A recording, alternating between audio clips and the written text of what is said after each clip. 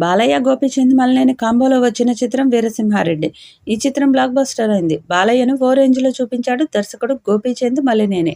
Power packed mass సినిమాగా తెరకెక్కిన Veera Simha Reddy Nandamuri ఫ్యాన్స్కు massive treat ఇచ్చింది. దీంతో మరోసారి గోపీచంద్తో సినిమా చేస్తున్నాడు బాలయ్య.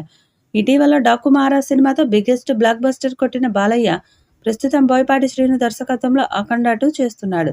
ప్రజెంట్ ఈ సినిమా షూటింగ్తో బిజీగా ఉన్నాడు బాలయ్య. ఈ సినిమాను ఈ ఏడాది దసరా కానుకగా రిలీజ్కు ప్లాన్ చేస్తున్నారు. ఆ తర్వాత గోపీచంద్ సినిమా మొదలు కానుంది. గోపీచంద్ కూడా తన బాలయ్య కథ మీద కూర్చొనున్నాడు. అయితే ఈసారి గోపీచంద్ మలినేని బాలయ్యతో చేసే సినిమా పాన్ ఇండియా లెవెల్లో ఓరమాస్ సినిమా ప్లానింగ్లో ఉన్నాడట. ఈ చిత్రానికి సీఎం అనే టైటిల్ పెడతారని టాక్ వస్తుంది. నాయకుడు అనేది ట్యాగ్ లైన్ అని సమాచారం. ఇప్పటికే బాలయ్య అఖండ 2ని పాన్ ఇండియా రేంజ్లో రిలీజ్ చేయడానికి రెడీ అవుతున్నారు. ఇప్పుడు గోపీచంద్ సినిమాను కూడా గ్రాండ్గా ప్రేక్షకుల ముందుకు తీసుకొచ్చేలా మేకర్స్ సన్నాహాలు చేస్తున్నారట.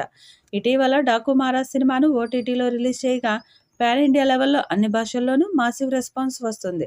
అందుకే అఖండ 2 నుంచి బాలయ్య చేసే సినిమాలన్నీ కూడా పాన్ ఇండియా స్థాయిలో రానున్నాయనే చెప్పాలి. ఇక ఎన్బీకే 111 చిత్రాన్ని 2025 సమ్మర్లో ప్రారంభించే అవకాశం ఉందని తెలుస్తోంది. కథకు సంబంధించిన వివరాలు గోపీచంద్ మలినేని ఇప్పటికే బాలయ్యకు వినిపించగా అతని నుంచి గ్రీన్ సిగ్నల్ కూడా వచ్చిందట. ఇక నిర్మాతల విషయంలో మాత్రం ఇంకా స్పష్టత రాలేదు. చెరుకూరి సుధాకర్, సతీష్ కిలారు వంటి ప్రముఖ నిర్మాతల పేర్లు పరిశీలనలో ఉన్నాయి. వీరసింహారెడ్డి సినిమాలో Gopichand Malineni stylish making, Balayya mass appeal ప్రేక్షకులను విపరీతంగా ఆకట్టుకున్నాయి. అందుకే ఈ హిట్ కాంబినేషన్ రిపీట్ వార్త అభిమానుల్లో భారీ అంచనాలు కలిగిస్తుంది.